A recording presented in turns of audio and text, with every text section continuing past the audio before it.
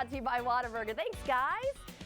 Okay, so we are starting off with some Jags off-season news. You might have heard this, but the GM Trent Baalke was fired yesterday. Some people very happy about this, right? And of course, go to their Jaguars Instagram and you can see Shad Khan's full statement there. But we're going to just quickly move over to some more positive news, right?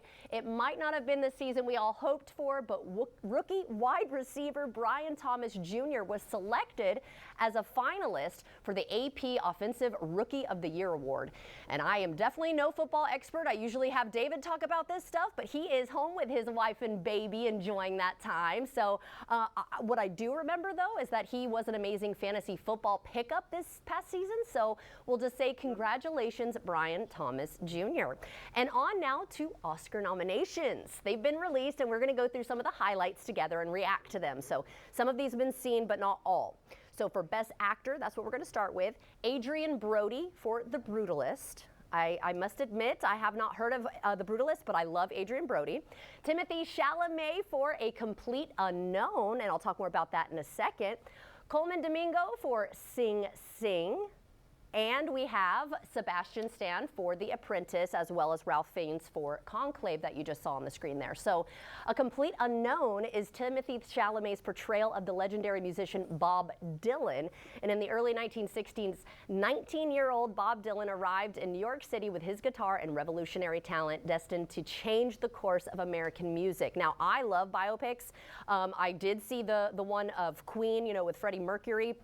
I believe it was called Bohemian Rhapsody, and then the Elton John one.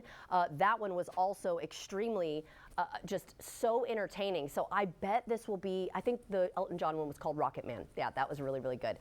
So yeah, I definitely want to see this. All right, well, let's check out the nominees for Best Actress. Cynthia Erivo for Wicked. Oh, I have a feeling she's probably going to win, right? Everybody is talking about this movie right now, and her as an actress.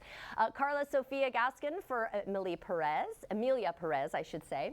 Mikey Madison for Anora. Demi Moore for The Substance.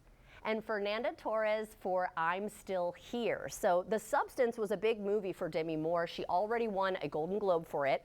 Elizabeth Sparkle, renowned for an aerobics show, faces a devastating blow on her 50th birthday as her boss fires her. And amid her distress, a laboratory offers her a substance which promises to transform her into an enhanced version of herself. Is that something you would do? Very interesting. We'll have to check and see how that movie goes, because I got to see that. And then, of course, Wicked. Cynthia Erivo is nominated for Best Actress, and Ariana is nominated for Best Supporting Actress, Ariana Grande. Misunderstood because of her her green skin, I should say, a young woman named Elphaba forges an unlikely but profound friendship with Glinda, the Good Witch, right? A student with an unflinching desire for popularity. So, as you know, or maybe you haven't heard, this is technically like a prequel to Wizard of Oz. So it'll be interesting to see kind of like how she becomes evil, the Wicked Witch of the West.